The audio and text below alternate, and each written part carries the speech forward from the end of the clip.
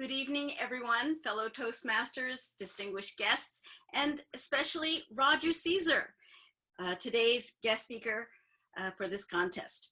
Thank you for giving your speech called I Can See You. This is not my first time seeing Roger, and it's really always a pleasure to see him because Roger is a gifted storyteller. There's so many things we've learned from Toastmasters that he employs just so naturally, whether it's the strong introduction, starting out with the superhero, even to introduce the concept of Invisoman, or using the power of pausing, or even word choices, wonderful word choices like salt and pepper to describe hair. He's also masterful in using Zoom as a means of communication. I remember he'd go like this to talk about how he leaned into the glass, and he'd use his hands like this. And, you know, not everybody has mastered the use of Zoom, but you could tell that Roger has done that. His speech today was spoken like a true storyteller.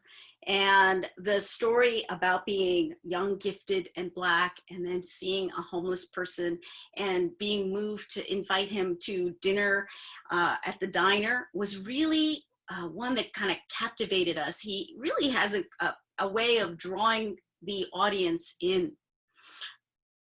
I think, however, at one point, actually the most critical point, I somehow misheard something and I couldn't hear the transition of what caused the man to flee the diner.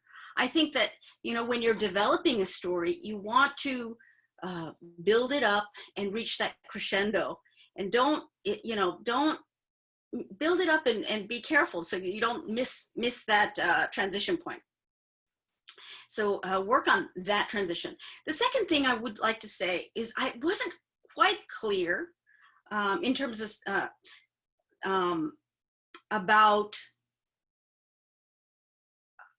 the color of the homeless person. You know, at one point he suddenly said young, gifted, and Black, and then I kind of wondered, was the man Black as well? Because was that part of the connection? You know, and I think that when you're trying to, if that was part of the connection, it could have been repeated. I think the most important suggestion I could make is the power of repetition. The speech title was called I Can See You. I Can See You. So that could have been sprinkled at every juncture, right? At the beginning, at the middle, at the end. It could be echoing, and so it constantly reminds us.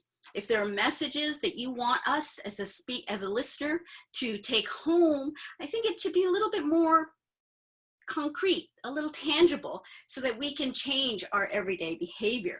Is there a specific message like, let's not make, let's make sure you are not,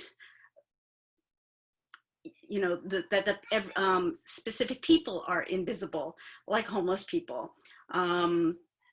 And if it is related to color or something like that. At the point where I think it could have been more focused, you diffused it and started interjecting like the people around you and things like that. Whereas, you know, at the end of the day, you want to end with a powerful conclusion.